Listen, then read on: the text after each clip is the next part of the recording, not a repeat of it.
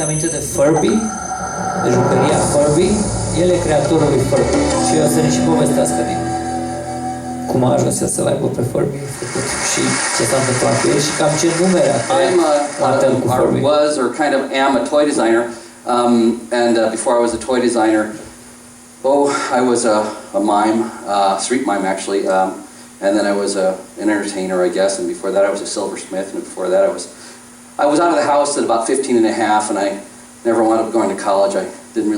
I didn't see the point at the time. I do now, after learning about all the quantum stuff. It's really cool. Anyway, I wanted to show you a little bit about the world of toy design, at least from my small aperture of the world. This is a video I made when I first started doing toy design. I'm in my garage making weird stuff, and then you go to these toy companies, and there's some guy across the table, and he goes, pass, pass, pass. You know, you think it's so cool, but anyway, I made this little tape that I'd always show when I go in. This is the name of my company, Giving Toys. So I used to work at Mattel, actually, and after I left Mattel, I started doing all these hamburger makers, and they got the license to do makers. So this is a hamburger maker that you take peanut butter and stuff, and you put it in there, and it makes, and this is a French fry maker, a little tiny food you can eat. I beat up a pasta maker to make that. And then this is a McNugget maker, I think. That's a McNugget maker, and this is my oldest daughter making a McApple pie. You can make pie and cinnamon and sugar, and then you eat and you eat and you eat. And she's about 300 pounds now. No, she's not. She's beautiful. This is how they looked when they came out at the end. This is like a $15 million line, and it got me through some. I didn't make any royalties on this, but it got me through. Next is a compilation of a bunch of stuff. That was a missile foam launcher that didn't get sold. This is a squishy head for no apparent reason. This is some effects I did for Wake, Rattle, and Roll. It was a robot eye that used to be controlling in the back. That paid the rent for about a month. This is a walking Barbie. I said, oh, this is it. And they go, oh, that's really nice. And out it goes. So this is some fighting robots. I thought everyone would want these. Like they fight, they can get back up. You know, wouldn't this be cool? And they made it into a toy, and then they dropped it like a hot rock. That's pretty cool. This is we're doing some toy testing on my little pug, seeing if this can really grab. It does pretty good. I'm using little phone connectors to make them so they can spin. That's how Daisy, I have those album things made up. Kids don't know what they are. This is a clay maker. You know, I said I went to Play-Doh and said, look, I can animate this. And said, don't talk to us about Play-Doh. And then I made a Lego animator. I thought this would be so great. And you know, Lego, don't take Legos to Lego. That's the answer there. They know everything about it. Then I started doing animatronics, right? I love dinosaurs. I used to be in the film business, kind of. And actually, Nicholas Negroponte saw this when I was like 12. And so they said, no, you have to make two and they have to fight. You know, because why would kids want a dinosaur? And this is me using solid or 3D Studio back in the 80s. And this there is what? Okay, this is that's David Letterman. You can see how old this stuff is. That's my youngest senior cousin. This is a segment called Dangerous Toys You Won't See at Christmas. We had my first saw blade launcher, and we had a flamethrower chair. My career basically peaked here. And in the back are foam core cutouts of the people who couldn't make it. We have right here. Okay, so please just run up a little bit. This is NDK going through a windshield wiper motor.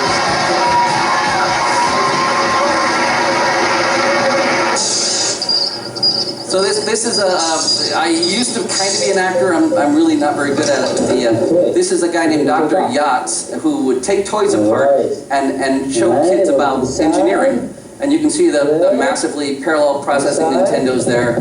And over the left is the Viewmaster of the CD-ROM. And a guy named Stan Resnikoff did this as a pilot. And this is you can see the little window there. And you can actually see the Steadicam with the bubble on the bottom. Don't look at that. All right, I'm see the keyboard strapped to my wrist? Way ahead of my time. All right, oh no. Hey, take it easy. Hey, take it easy. This is up. That was the first batch of products. We make some money on that, you know, and we give it around. But eventually, we left LA and we moved to Idaho, and where there's actually a lot of peace and quiet. And I started working on this project. Oh, I have to tell you about this real quick. Throughout this whole thing, making toys, I think there's a real correlation with innovation and art and science. There's some kind of a blend that happens that allows you to find innovation. And I tried to sum this up in some kind of symbol that means something to me anyway. And so art and science held in kind of a dynamic balance. That's where I think innovation happens. And actually this is, to me, how I can come up with great ideas, but it's not how you actually get leverage. Actually, you have to put a circle around that and call that business, and those three together, I think, give you leverage in the world. But moving on. So this is a quick tale I'm going to tell. This is the Furby tale. As he said, I was co-inventor with the Furby. I did the body and the creature. Well, you'll see. So by way of showing you this, you can kind of get an understanding of what it is to hopefully try to create robotic life forms or technology that has an emotional connection with the user. So this is my family. This is my wife Christy and Abby and Melissa and my 17-year-old now Emily, who was just a pack of trouble.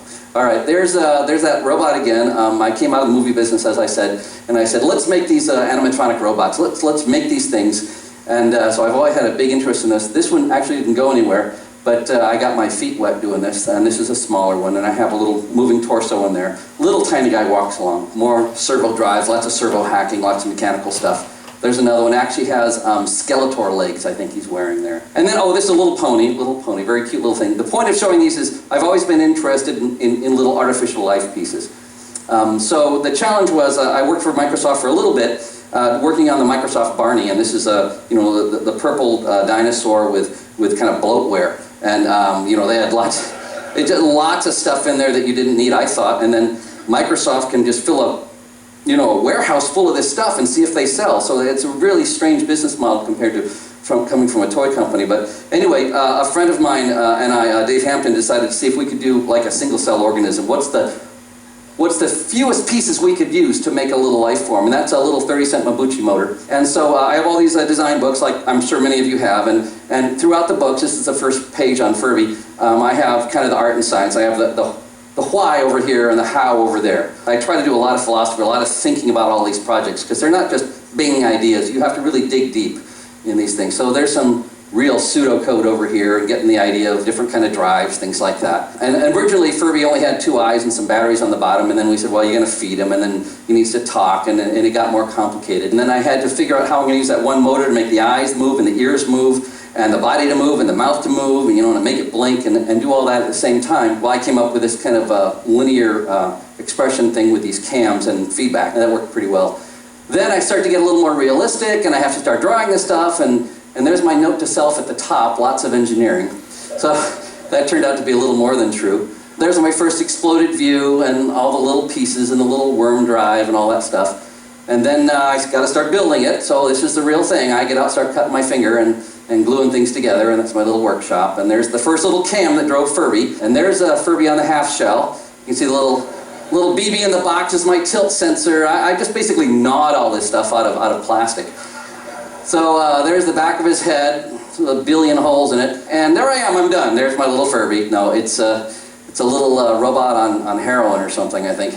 So right now, you see, I love little robots, and my wife says, well, you may like it, but nobody else will. So she comes to the rescue. This is my wife, Christy, who's just, my muse and my partner for eternity here. And she does drawings, right? She's an actual, artist, and she starts doing all these different drawings and does, color patterns and coloring books. And I like the guy with the cigar at the bottom there. I thought, didn't test so well, but I like him. And then she started doing these other images. At that time, Beanie Babies was a big hit, and we thought, well, we'll do a bunch of different ones. So here's a little pink one, a little poof on his head, and this didn't do so well in testing either. I don't know why. There's my favorite, Demon Furby. That was a good one. Anyway, finally settled on this kind of a little poofy body, a little imaginary character. And there he is, a little bush baby on caught in the headlights there. I actually went to Toys R Us, got a little furry cat, ripped it apart, and made this. And since then, every time I come home from Toys R Us with dolls or something, they disappear from my desk and they get hidden in the house. I have 3 girls, and it's like a rescue animal thing they're going there. So the little tether coming off is just a control for his mouth and his eyes. It's just a little servo control, and I made a video going, my name's Furby, you're not good, and then I reach my hand. You can tickle him, and I put my hand in, ha ha ha ha, and that's how we sold him. And Hasbro actually said, Tiger Electronics at the time, said, yeah, we want to do this. We have, 13 weeks or something to Toy Fair, and we're going to hire you guys to do this. And so Dave and I got working, mostly me because it was all mechanics at this point, so now I have to really figure out all kinds of stuff I don't know how to do. And I started working with SolidWorks and a whole other group to do that, and we started, this is way back before there was really much SLA going on, not a lot of rapid prototyping. We certainly didn't have the money to do this. They only paid me like a little bit of money to do this, so I had to call a friend of a friend who was running the GM prototype plant, SLA plant that was down, and they said, yeah, we'll run them, so they ran all the shells for us, which was nice of them. And the cams I got cut at Hewlett-Packard, we snuck in on the weekend, and so we just had a disk of the files, but they have a closed system, so you couldn't print the things out on the machine, so we actually printed them out on clear and taped them on the monitors, and on the weekend we ran the parts for that. So this is how they came out close to the end, and then they looked like little Garfields there. 8 months later, you may remember this, this was total chaos. For a while they were making 2 million Furbies a month. They actually wound up doing about 40 million Furbies. It's unbelievable I don't know how that can be. And Hasbro made about, $1.5 billion, and I make a little bit on each one. So full circle, why do I do this? Why do you, try to do this stuff? And it's, of course, for your kids. And there's my youngest daughter with her Furbies, and she still actually has those. So I'm kind of retired, and we're already living in paradise up in Boise on a river, so. And then I started another company called Toy Innovation, and we did some projects with Mattel, actually with a lady who's here, Ivy Ross, and we did Miracles Moves Baby, made it in Wired Magazine, did a bunch of other stuff. And then started another company. We did a little handheld device for teens that could hook up the internet, won Best of Innovations at CES, but really I kind of slowed down and said, okay, I just, after a while I had this old tape of this dinosaur, and I gave it to this guy, and this other guy saw it, and then people started wanting to do it, and they said they'd spend all this time, so I said, okay, let's try to do this dinosaur project. The crazy idea is we're going to try to clone a dinosaur, as much as we can with today's technology, and it's not really, but as close as we can do, and we're going to try to really pull this off, intentfully try to make something that seems like it's alive. Not a robot that kind of does, but let's really go for it.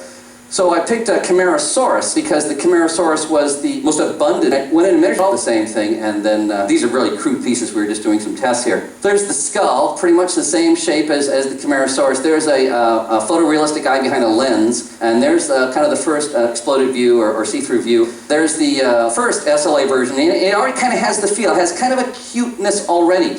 And the thing about blending science and art and this multidisciplinary stuff is you can do a robot, then you go back and do the shape, and then you go back and forth. The servos in the front legs, we had to shape those like muscles. They had to fit within the envelope. There was a tremendous amount of work to get all that working right. All the neck and the tail are cable, so it moves smoothly and organically. And then, of course, you're not done yet. You have to get the look for the skin. The skin's a whole nother thing, probably the hardest part. So you hire artists, and you try to get the look and feel of the character. Now we're character designers, right? And we're still trying to keep with the real character. So now you go back and you cover the whole thing with clay. Now you start doing the sculpture for this, and you can see that we got a guy who's just a fanatic about dinosaurs to do the sculpting for us, down to the spoon-shaped teeth and everything, and then more sculpting, and then more sculpting, and then more sculpting, and then more sculpting. And then 4 years and $10 million later, we have our little Pleo. John, you want to bring him up? John Sisoka is our CTO, and is really the man that's done most of the work with our 40-person company. I'd like to give John a hand. He never gets recognition. This is John Sisoka. So, thank you, John. Thank you, and get back to work, all right, man? All right, so, it's very painful. So, these are little Pleos, and you can probably see them. This, on purpose, they go through life stages. So when you first get them, they're babies, and the more you have them, kind of the older they get, and they kind of learn through their behavior. So this one's actually asleep, and hang on. Pleo, wake up. Pleo, come on.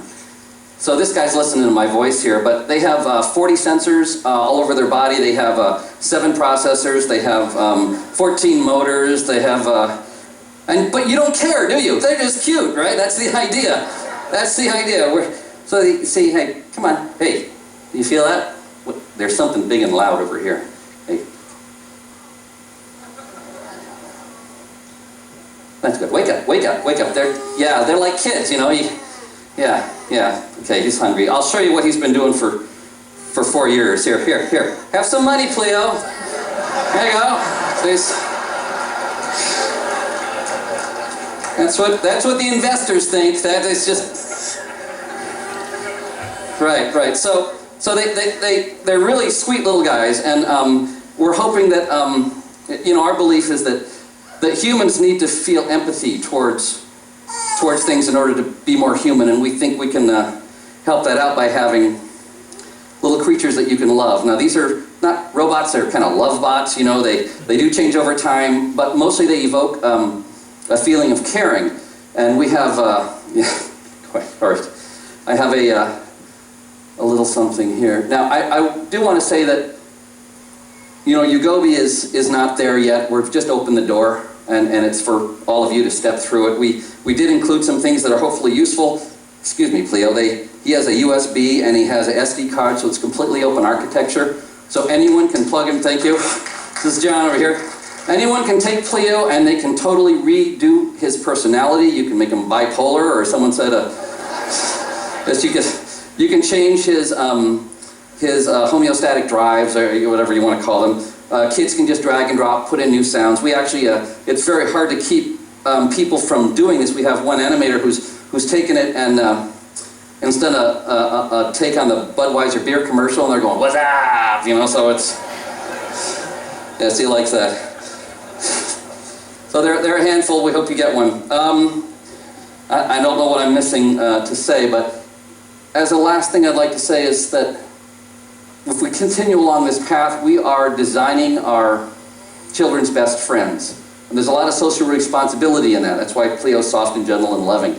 And so I hope we all dream well. Thank you.